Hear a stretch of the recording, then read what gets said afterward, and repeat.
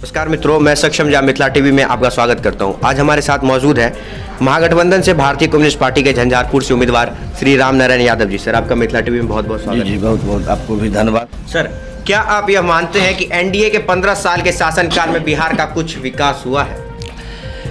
इस एनडीए के महागठबंधन के शासनकाल में भ्रष्टाचार सबसे चरम सीमा पर पहुंच गया है, अफसरशाही पहुंच गया है। आप चले जाइए प्रखंड कार्यालय के अंदर, एक दाखिल खारिज के नाम पर किसानों का शोषण किया जा रहा है। लगान का जो रेट था, इसी 15 साल के एनडीए के सरकार में, सुशासन बाबू की सरकार में, जो 5 रुपया था उसको 100 रुपया किया गया है। किसानों का शोषण किया गया है। आज दाखिल खारिज कराने के लिए, एलपीसी बनाने के लिए पहले चढ़ावा पर वहाँ दान दक्षिणा देना पड़ता है। सुशासन की सरकार में भ्रष्टाचार बढ़ा है। आप कोई सुशासन की सरकार में महंगाई बढ़ा है। सुशासन की सरकार में आम जनता अपमानित महसूस किए हैं। पुलिस प्रशासन के द्वारा शोषण बढ़ा है। आप देख रहे हैं कि इस कोरोना महामारी के टाइम में इस सुशासन की सरकार में जो मजदूरों के साथ प्रताड़ित किया गया, जो प्रताड़ना हुआ, प्रशासन के द्वारा, पुलिसों के द्वारा दमनकारी नीति अपनाया गया। लाठी डंडा से मस्तक फोड़ दिया गया, टांग हाथ तोड़ दिया गया। यह महागठबंधन की सरकार उस काम को आगे बढ़ाकर जनता वो अभी भूला नहीं है। सुशासन की सरकार, आप एनडीए की सरकार के बारे में कहते हैं। आप चले जाइए अनुमंडल में, आप चले जाइए जिला में, आप चले जाइए निबंधन कार्यालय में, आप चले जाइए हर डिपार्टमेंट में, क्या हाल है। इंजीनियर के माथा से बिहार को लूटा गया। आप बिहार के 15 साल में सड़कों का हाल देख लीजिए। बनना शुरू होता है और 3 महीना के अंदर पीछे से उखड़ना शुरू होता है। क्या है, लूट नहीं तो क्या। इसलिए इस एनडीए की सरकार में लूट मचा है। आप देख लीजिए कि मुख्यमंत्री 7 निश्चय योजना एक उदाहरण है। हर इलाका, हर गांव में क्या हुआ, किस गरीब के घर में पानी पहुंचा है। आज तक बिहार के अंदर, ये झंझारपुर विधानसभा क्षेत्र के अंदर, एक गिलास भी स्वच्छ जल गरीबों, महादलितों, शोषित पीड़ितों को नहीं मिला है। अरबों अरब रुपया लुटा गया। सड़क को तोड़ करके पाइपिंग किया गया। हाल आप देख लीजिए। इसीलिए इस बार बिहार की जनता, झंझारपुर की जनता ने मन बना लिया है कि यह सुशासन की सरकार नहीं, यह सुशासन की सरकार नहीं, यह कुशासन की सरकार है। चारों तरफ भ्रष्टाचार है। हर जगह जाइए आप, भ्रष्टाचार मचा हुआ है। आज जन वितरण प्रणाली में जाकर के देख लीजिए कि मार्केटिंग ऑफिसर सब लूट मचाए हुए हैं। गरीबों को 5 किलो अनाज के बदला 4 किलो मिलता है। 2 रुपये के बदला 3 रुपये लगता है और 3 रुपये के बदला 4 रुपया लगता है। और अगर उपभोक्ता आवाज़ उठाते हैं, उसको अपमान महसूस करना पड़ता है। किसी भी प्रशासनिक पदाधिकारी के पास वो आवेदन देने के लिए जाते हैं तो उसका कल्याण नहीं होता है। हम लोग जन वितरण प्रणाली के विक्रेताओं के साथ हैं। उनको भी गोदाम पर सही वजन नहीं दिया जा रहा है। 50 किलो के बदला 40 किलो, 42 किलो उनको वजन दिया जा रहा है। नाजायज राशि दिया जा रहा है। आप मार्केटिंग ऑफिसर हो या उस आपूर्ति विभाग के जो भी पदाधिकारी हैं, बिना चढ़ावा चढ़ाए हुए जन वितरण प्रणाली के विक्रेताओं का रजिस्टर पर दस्तखत नहीं होता है। इसलिए हम लोग जानते हैं जन वितरण प्रणाली विक्रेता का भी समस्या। हमारी सरकार बनेगी तो हम लोग जन वितरण प्रणाली के विक्रेताओं को भी हक और अधिकार मिले, उनको सरकारी कर्मचारी का दर्जा मिले। इस दिशा में हम कार्रवाई करेंगे, संघर्ष करेंगे। आप सुशासन की सरकार के बारे में कह रहे हैं। आप किसी भी सरकारी दफ्तर में चले जाइए, बिना पैसा दिए, बिना घूस दिए कोई काम नहीं होता है। हमारी सरकार होगी तो हम भ्रष्टाचार को ख़त्म करेंगे, अफसरशाही को समाप्त करेंगे, व्यवस्था में सुधार करेंगे। लगान निर्धारण में जो रेट बढ़ा दिया है राजस्व वसूली में, उसको हमारी सरकार कम करेगी। हम लोग उसके लिए आवाज़ बढ़ाएंगे। आप देख रहे हैं कि एक तरफ महादलितों को चॉकलेट दिया जा रहा है, कम्युनिस्ट पार्टी जब 2005 में नीतीश कुमार जी बिहार के मुख्यमंत्री हुए, बिहार विधानसभा के अंदर हमारे वामपंथी दल के विधायक, हमारे पार्टी के अभी वर्तमान राज्य सचिव कॉमरेड राम नरेश पांडे सहित कई विधायक वामपंथी के थे। उन्होंने सदन में आवाज़ उठाए कि माननीय मुख्यमंत्री जी, तमाम गरीब भूमिहीनों के लिए आप भूमि सुधार कानून को लागू कीजिए, तमाम गरीबों को आप 10 डिसमल जमीन दीजिए बांस के लिए। क्या हुआ? मुख्यमंत्री जी बिहार विधानसभा में घोषणा किए कि हम भूमि सुधार आयोग का गठन करेंगे। उन्होंने गठन भी किया। डी बंदोपाध्याय के अध्यक्षता में कमेटी भी बनाए। डी बंदोपाध्याय कमीशन की रिपोर्ट 3.5 साल में बिहार के 38 जिला में गया। वहाँ जाने के बाद आज मुख्यमंत्री जी के टेबल पर रखा हुआ है भूमि सुधार आयोग की रिपोर्ट। भूमि सुधार आयोग की रिपोर्ट में स्पष्ट किया हुआ है कि एक गरीब को जो भूमिहीन है, जिसके पास बांस के भूमि नहीं है, जो सरकारी सड़क पर बसे हुए हैं, जो नहर पर बसे हुए हैं, जो पोखर के भिंडा पर बसे हुए हैं, जिनको पूर्व में पर्चा मिला, 5 धुर जमीन मिला, आज उसको 4 गो बेटा 14 गो पोता हो गया, उसके परिवार में 20 आदमी की संख्या हो गई, एक घर भी बांधने के लिए जगह नहीं है। भूमि सुधार आयोग ने मुख्यमंत्री नीतीश कुमार को रिपोर्ट किया है, एनडीए की सरकार को रिपोर्ट किया है कि तमाम भूमिहीन को 10 डिसमल जमीन मिले। क्यों? कोई भी गरीब आदमी अगर घर बनाएगा तो उसको घर बनाने के लिए जगह की आवश्यकता है। कोई भी गरीब चापाकल गाड़ेगा पानी पीने के लिए, तो चापाकल से जो पानी निकलेगा उसके लिए हौद बनाने के लिए जगह की आवश्यकता होगी। गरीब जो माल मवेशी बकरी पोसेगा, गाय भैंस पोसेगा, उसको बांधने के लिए जगह की आवश्यकता होगी।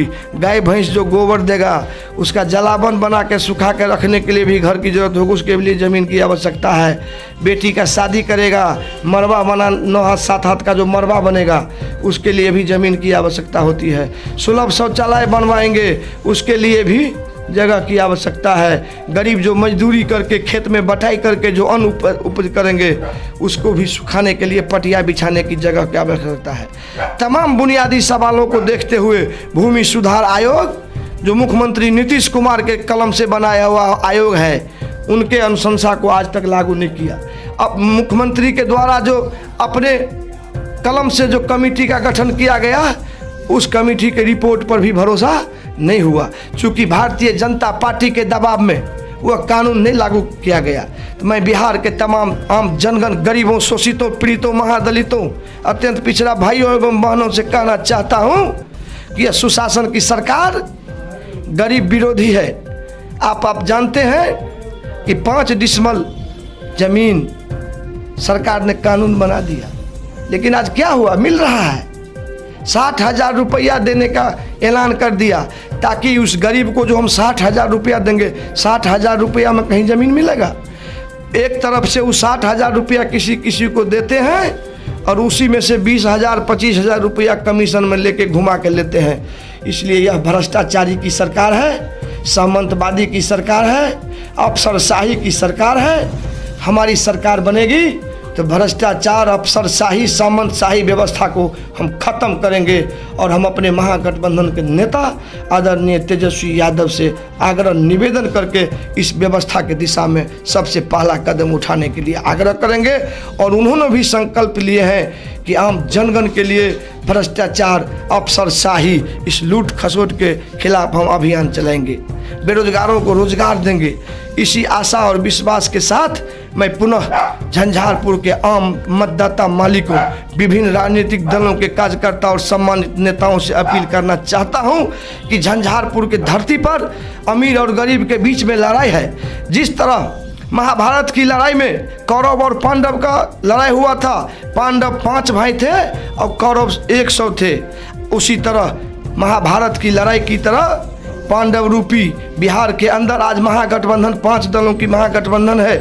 राष्ट्रीय जनता दल, कांग्रेस, सीपीआई, सीपीआईएम और सीपीआईएमएल, 5 दल पांडव रूपी हैं। महाभारत के लड़ाई में धर्म और अधर्म का लड़ाई हुआ था, जिसमें पांडव के रथ के सारथी श्री कृष्ण भगवान थे, जिसमें धर्म का जीत हुआ, सत्य का विजय हुआ, अन्याय का अंत हुआ और पांडव विजय हुए।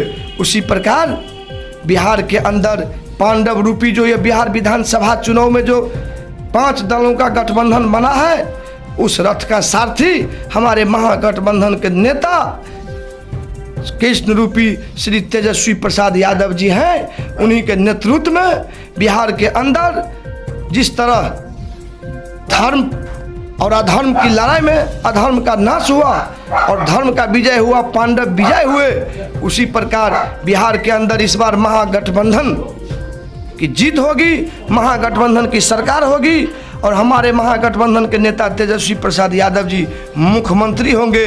गरीबों में अमन चैन होगा। इसी आशा और विश्वास के साथ मैं निवेदन करता हूं कि झंझारपुर के मतदाताओं से आग्रह विनती करता हूं कि झंझारपुर को एक बार चौमुखी विकास के लिए, झंझारपुर के आम जनगण का स्वाभिमान के रक्षा के लिए हर खेत को पानी मिले, हर हाथ को काम मिले, हर नौजवान बेरोजगार को रोजगार मिले, मजदूरों को रोजगार मिले और झंझारपुर का सर्वांगीण विकास हो। इस संकल्प के साथ मैं पुनः तमाम आम जनगण, आम जनता, मालिकों, विभिन्न राजनीतिक दल के कार्यकर्ताओं, सम्मानित नेताओं से अपील करना चाहता हूं कि झंझारपुर के विकास विरोधी आज जो भारतीय जनता पार्टी के उम्मीदवार हैं, इन्होंने झंझारपुर को कभी विकास होने का सपना नहीं देखा, सिर्फ ठगने का काम किया। भारतीय जनता पार्टी में जो एक झूठा नारा है, सबका साथ सबका विकास, भारतीय जनता पार्टी के उम्मीदवार सबका साथ और अपना विकास में लगे हुए हैं। इसी धोखेबाज को इस बार झंझारपुर के धरती से खदेड़ के भगा दीजिए और झंझारपुर के धरती पर महागठबंधन के उम्मीदवार, गरीब शोषित पीड़ितों के आवाज़ उठाने वाले महागठबंधन के प्रत्याशी रामनारायण यादव को भारी मतों से विजय बना के महागठबंधन की सरकार बनाने में अपनी भूमिका सहयोग करें। इसी आशा और विश्वास के साथ मैं तमाम मतदाता मालिकों को प्रणाम करते हुए, आशीर्वाद आप लोगों से लेते हुए आग्रह निवेदन करता हूं कि झंझारपुर विधानसभा क्षेत्र के तमाम बुजुर्ग गार्जियन का आशीर्वाद स्नेह मैं चाहता हूं और मुझे मिल भी रहा है। तमाम नौजवान भाइयों बहनों का स्नेह प्यार मिल रहा है। इसी आशा और विश्वास के साथ झंझारपुर की जनता इस बार महागठबंधन को विजय बना के झंझारपुर से एक संदेश देना चाहते हैं कि महागठबंधन की सरकार में झंझारपुर का अहम भूमिका हो, ताकि बिहार के राजनीति में जो राधानंदन बाबू हमारे कांग्रेस के थे, बिहार विधानसभा के अध्यक्ष थे, उनका जो अधूरा सपना है, उनका जो अधूरा काम रह गया है, उसको हम लोग आगे बढ़ाने के काम करेंगे। इसी आशा और विश्वास के साथ मैं तमाम मतदाता मालिकों से अपील करना चाहता हूं कि महागठबंधन की सरकार बनाने में अपनी अहम भूमिका, अपना योगदान दे करके मेरे जैसे लाचार, गरीब, समर्पित कार्यकर्ता को आगे बढ़ाने का काम करेंगे। जय हिंद, जय भारत, जय महागठबंधन। सर, कोरोना को देखते हुए जिस तरह से दुर्गा पूजा के लिए तरह तरह के नियम निकाले गए हैं, लेकिन चुनाव के लिए जिस तरह से जन समूह को इकट्ठा किया जा रहा है, क्या उससे सामाजिक दूरी के नियम भंग नहीं हो रहे? क्या कोरोना जैसी वैश्विक महामारी के समय यह चुनाव जायज़ है? बिहार के अंदर चुनाव आयोग को तमाम विपक्षी दल के नेताओं के द्वारा प्रतिनिधिमंडल के साथ ज्ञापन सौंपा गया और आग्रह किया गया कि अभी बिहार के अंदर जो कोरोना की स्थिति है, उस स्थिति में चुनाव अभी तत्काल टाला जाए। लेकिन चुनाव आयोग चुनाव कराने के लिए संकल्पित हो गए, प्रतिबद्ध हो गए और उन्होंने नियत समय पर नियम कानून बना करके दिए। हम लोग लगातार सोशल डिस्टेंसिंग का पालन करते हैं। चुनाव आयोग के द्वारा जो दिशा निर्देश दिया गया है, उसका हमेशा ख्याल रखते हैं कि सोशल डिस्टेंसिंग का अनुपालन करते हुए हम लोग जनता के बीच में जाते हैं। हमारी उम्मीदवारी से आम जनगण में खुशी है, गरीबों में खुशी है। नामांकन के दिन भी आप देखें कि हम सोशल डिस्टेंसिंग का अनुपालन करते हुए अनुमंडल कार्यालय गए। गरीबों में इतना जोश और उत्साह था कि आकर के उन्होंने आशीर्वाद देने का काम किए। अपार खुशी है लोगों में। उस गरीबों को खुशी को कोई नहीं रोक सकता है, न चुनाव आयोग रोक सकता है, न हम लोग प्रत्याशी रोक सकते हैं। उसके बावजूद भी चुनाव आयोग का जो दिशा निर्देश है, उसका अक्षरशः हम लोग पालन करेंगे और तमाम आम जनगण, मतदाता मालिकों से भी आग्रह करता हूं, अपील करता हूं कि चुनाव आयोग के द्वारा इस कोरोना महामारी के समय में जो दिशा निर्देश दिया गया है उस दिशा निर्देश के अनुरूप मास्क लगा के सोशल डिस्टेंसिंग का पालन करते हुए चुनाव जो ये महापर्व है उसमें भाग लेकर के महागठबंधन के प्रत्याशियों को जिताने का काम कीजिए। आज आप देख रहे हैं कि मधुबनी जिला में 10 विधानसभा क्षेत्र है। 10 विधानसभा क्षेत्र पर सामाजिक समीकरण को देखते हुए महागठबंधन के प्रत्याशी मैदान में हैं। बगल में आप देख लीजिए राजनगर सुरक्षित विधानसभा क्षेत्र से राम अवतार पासवान जी उम्मीदवार हैं। लौकहा में आप देख लीजिए राष्ट्रीय जनता दल के जिला अध्यक्ष आदरणीय भारत भूषण मंडल जी जो अति पिछड़ा के हमारे बहुत बड़े नेता हैं, उनको मौका मिला। अल्पसंख्यक में 20वीं विधानसभा से राजद के उम्मीदवार हैं फयाज अहमद साहब। मधुबनी में समीर कुमार महासेठ जो 22 के हमारे बिहार के नेता हैं वो उम्मीदवार हैं। बाबूबढ़ी में पूर्व विधायक हमारे उमाकांत यादव जी उम्मीदवार हैं। सीताराम यादव खजोली में उम्मीदवार हैं। हरलाखी में आदरणीय राम नरेश पांडे जी उम्मीदवार हैं। बेनीपट्टी में भावना झा वो भी कांग्रेस के उम्मीदवार हैं। तो पूरे जिला के अंदर महागठबंधन का संकल्प है कि मधुबनी जिला में जो 10 सीट है उस 10 सीट को हम लोग जीत करके महागठबंधन की सरकार बनाने में मधुबनी जिला का एक इतिहास हम लोग कायम करेंगे। उसी संकल्प के साथ हमारे महागठबंधन के तमाम घटक दल लगे हुए हैं कि मधुबनी जिला से 10 सीट महागठबंधन के झोली में जाए ताकि मधुबनी जिला का एक इतिहास जो पुराना इतिहास रहा है लालू जी के ज़माने में भी कि मधुबनी जिला से काफ़ी विधायक जीत के गए थे। 1990 में लालू जी के नेतृत्व में जो गठबंधन बना था उसी 90 में विधायक हुए उसमें सर्वाधिक मधुबनी जिला की उस सरकार में रहे। इसीलिए इस बार भी हम लोग उस संकल्प को दोहराना चाहते हैं, उस अभियान में लगे हुए हैं कि 10 विधानसभा से महागठबंधन के प्रत्याशी की जीत हो और महागठबंधन की सरकार बनाने में अहम भूमिका हो ताकि झंझार मधुबनी जिला के विकास के मानचित्र पर ला करके बिहार के अंदर एक अलग रोशनी दिया जाए। इसमें हम लोग लगे हुए हैं। सर आपसे जाते जाते हमारी एक आखिरी सवाल है, क्या विधायक बनने के बाद आप अपने द्वारा किए गए वादे को भूल तो नहीं जाएंगे? क्योंकि अक्सर यह देखा गया है सत्ता मिलते ही अच्छों का रंग बदल जाता है। विधायक बनने के बाद मैं उस दल का उम्मीदवार हूं जो सदा संघर्ष में विश्वास किया है। विधायक भी बनूंगा तो हम लोग आपस में समन्वय महागठबंधन के करके और लाल झंडा लेकर के ब्लॉक पर हमको धरना पर बैठना ही पड़ेगा। चूँकि गरीबों शोषितों की आवाज़ के रखने के लिए, अफसरशाही के सुधार के लिए, भ्रष्टाचार रोकने के लिए जब तक हम आंदोलन पर नहीं जाएंगे नहीं होगा। चूँकि 30 वर्षों का मेरा इतिहास है कम्युनिस्ट पार्टी में, जो भी बिहार के अंदर में विधायक हुए हैं, आप एक लंबा इतिहास है कि वामपंथी दल के विधायक कभी भी चैन से सोते नहीं हैं।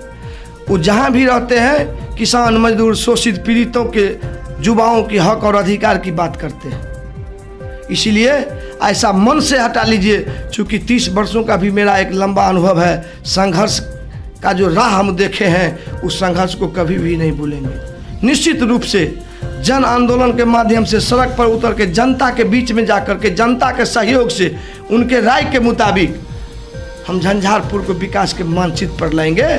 और कोई अगर ये अफवाह देता है कि विधायक बनने के बाद जनता को छोड़ देगा, जनता मालिक है।